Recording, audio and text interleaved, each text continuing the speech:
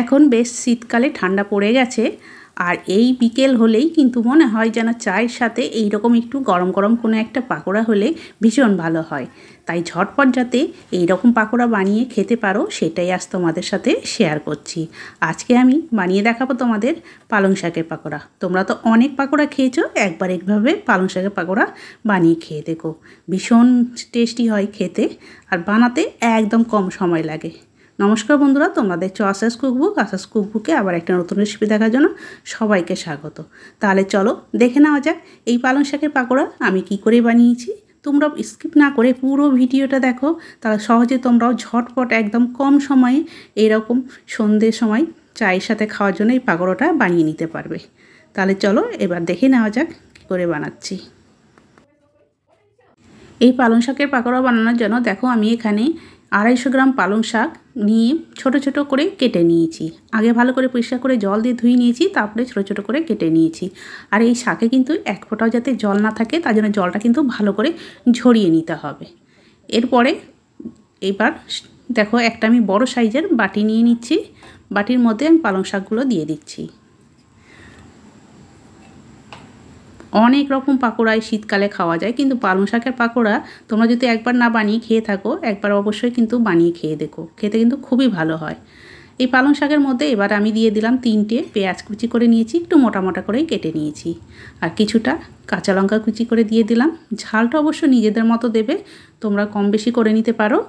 আর এর মধ্যে এবার আমি দিয়ে দিচ্ছি আজওয়ান নিয়েছি ছোটো চামচের 1 চামচ, হাতে একভাবে একটু ডলে তারপরে দিয়ে দিলাম। এই আজওয়ানটা দিলে খেতে কিন্তু খুবই ভালো লাগবে।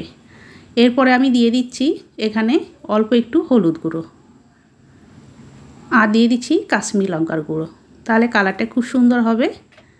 এবার ওর মধ্যে দিয়ে দেব পরিমাণ মতো লবণ, দিয়ে দিলাম লবণ। এবার দিয়ে দিচ্ছি ধনেপাতা কুচি নিয়েছি, দেখো বেশ কিছুটা ধনেপাতা কুচি নিয়েছি, সেই ধনেপাতাটাও দিয়ে দিলাম। এই শীতকালে কিন্তু এইরকম পালং শাক ধনেপাতা এইসব মিশিয়ে কিন্তু পাকোড়া খেতে খুবই ভালো লাগে। আর 1/2 চামচ দিয়ে দিলাম আদা বাটা। এবার চালের গুঁড়ো নিয়েছি, বাজারে কেনা চালের গুঁড়ো এটা, এখান থেকে আমি 3 চামচ দিয়ে দিচ্ছি। এটা দিলে বেশ মুচমুচে হবে। আর এবার বেসন নিয়েছি, বেসন দিয়ে দিচ্ছি 4 চামচ। এখানে কিন্তু বন্ধুরা কোনো জল ব্যবহার করব না, শাক থেকেই যে জল লবণ দিয়েছি একটু জল বেরোবে, এতেই কিন্তু মাখানো হয়ে যাবে, তাই জল ছাড়াই এটা ভালো করে মাখিয়ে নিচ্ছি। যদি বেশি শুকনো মনে হয় তোমাদের কাছে তাহলে অল্প একটু জল দিয়ে কিন্তু মাখিয়ে নিতে পারো, কিন্তু আমি জল ছাড়াই এইভাবে হাতে একটু চাপ দিয়ে মাখিয়ে নিচ্ছি, তাহলে কিন্তু খুব সুন্দর মাখানো হয়ে যাবে। কেন পালং শাক এমনিই নরম, এতে আর আলাদা করে জল লাগবে না, এতেই মাখানো হয়ে যাবে।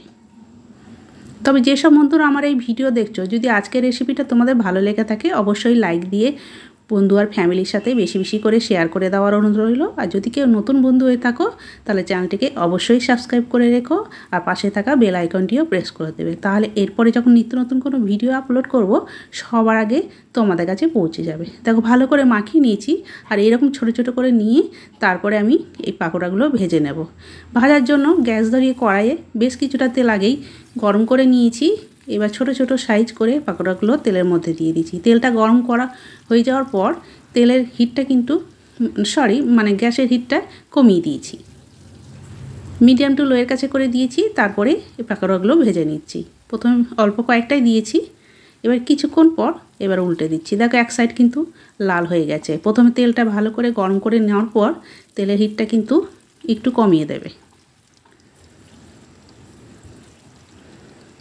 দেখো এক সাইড কিন্তু হয়ে গেছে, উল্টে দিলাম। আরেক সাইড আরও কিছুক্ষণ রেখে দেবো, তারপরে কিন্তু দুই দিকই ভালো করে ভাজা হয়ে যাবে। তাই গ্যাসের হিটটা এবার মিডিয়াম টু লোয়ের কাছে রেখেই আমি পাকোড়াগুলো উল্টে পাল্টে বেশ ভালো করে লাল করে ভেজে নিলাম। বেশি হাই হিটে ভাজবে না, তাহলে ভেতরটা একদম কাঁচা থেকে যাবে। তার জন্য মিডিয়াম টু লোয়ের কাছে রেখে কিছুক্ষণ নাড়াচাড়া করে উল্টে পাল্টে বেশ লাল করে ভেজে নিয়েছি। এবার তেল থেকে তুলে নিচ্ছি, আর খুব বেশি কিন্তু সময়ও লাগছে না ভাজতে। আবারও দিয়ে দিচ্ছি ছোটো ছোটো করে। তোমরা তো অনেক রকম পাকোড়া খেয়েছো, আর শীতকালে নানা রকম পাকোড়াও কিন্তু অনেক সবজি পাওয়া যায়, সব রকম পাকোড়াই কিন্তু খাওয়া যায়, কিন্তু এই শুধু পালং শাক আর ধনেপাতা দিয়ে একবার এইভাবে বানিয়ে খেয়ে দেখো, ভীষণ ভালো লাগে। আর ধনেপাতা যাওয়ার জন্য গন্ধটাও কিন্তু দারুণ হয়। সবগুলোই দেখো আমি ভেজে নিলাম। আর দেখো কতটা সুন্দর হয়েছে।